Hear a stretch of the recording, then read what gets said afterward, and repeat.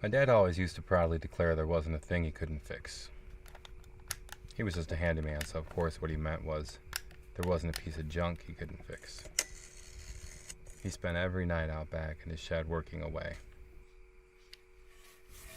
Mom used to say that he must love those pieces of junk more than his family because he preferred their company every night. Now that he's gone, I find myself wondering if I should have asked him while I still could.